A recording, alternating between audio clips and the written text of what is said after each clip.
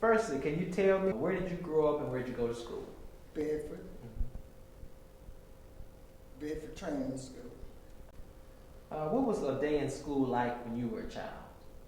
It was nice. It was like a home away from home, really. Right. Okay. Why did you decide to become a teacher? Because I love children. Okay. Always have. After high school, I graduated from high school at 15. I graduated from Fayetteville State College, University at 19, and I started teaching at 20. In all the schools, what were the schools you taught at altogether? What schools did you all teach at? Well, I started in Pennsylvania County, right out of Chatham. Then I went to Green Springs and Goodview, County Ridge School, and then Bedford Elementary School. This building we are in today replaced a two-room school that was built in 1919. Were you aware that the county was replacing the one and two-room schools to build larger schools? County Ridge, Otter River, and Body Camp. Can you give us any information about that during that time of the building? I knew when they were building them, and I was just so happy to get in a modern school that after being in, I'd never been in a room, one room or two room. I was always in a three-room school. So this was a great improvement. Right. A wonderful improvement.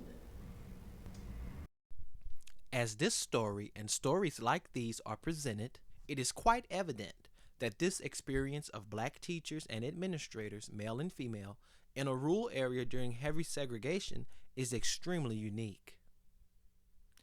The opportunity to teach at this freshly built school was not only a blessing to those hired, but a marker in the timeline of Sedalia's rich history.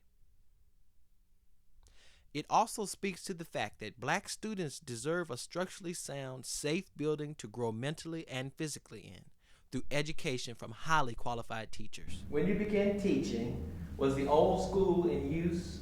Yes, for a short while till they completed the original building. At that time, one of the teachers had to go down to Sharon for the first grade. And it wasn't long before this one was completed.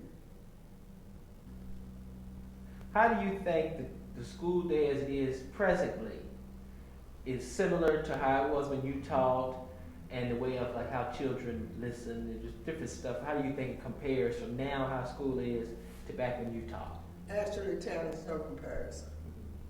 It's a total different, it's totally different. The children are different. The school system itself is different.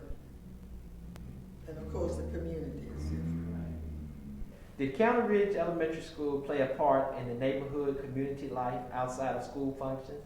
Was it a gathering place of any sort for local people? Yes, it was. Back to my knowledge, it was the only, other than the church, the only gathering. And actually, the community really engaged in it. The PTA was very well organized. The main one was Mr. James Reynolds. In fact, I think he was the president as long as I was here.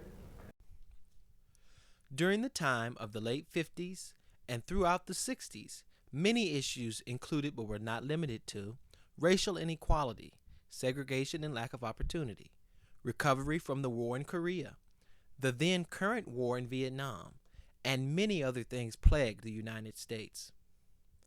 One might think these things would creep negatively into the productivity of classrooms, but not this one. Ms. Jackson's determination to make the students' day productive through learning was superior to the constantly moving outside world. To be truthful with you, I enjoyed teaching here very much. I like the relationship between the community and the school, and above all, the parents who work so faithfully with the teachers for the benefit of their children. Reverend Beamer was my principal when I was here. We got along fine. He was a very dedicated person to education.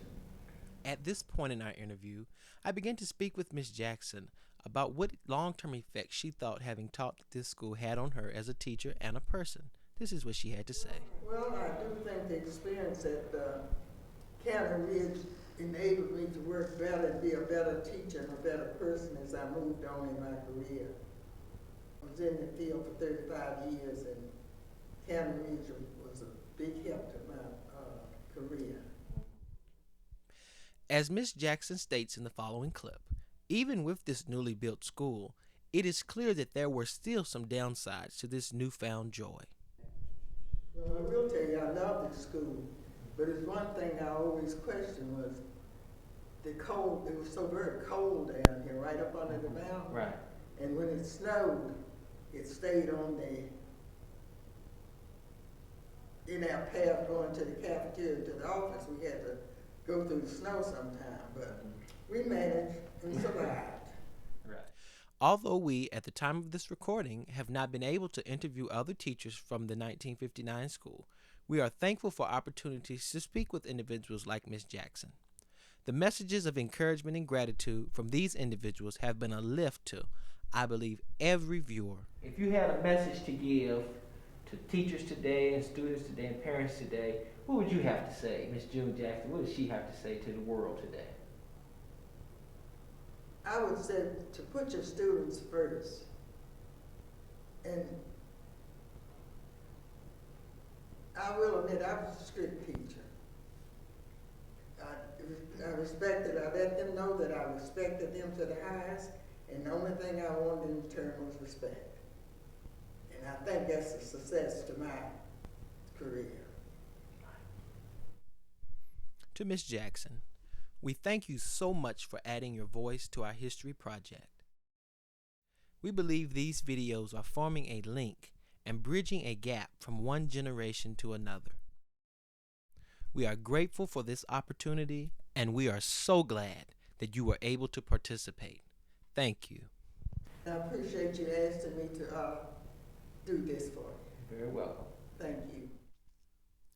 This oral history presentation has been brought to you by the Sedalia Center and their Counter Ridge History Project.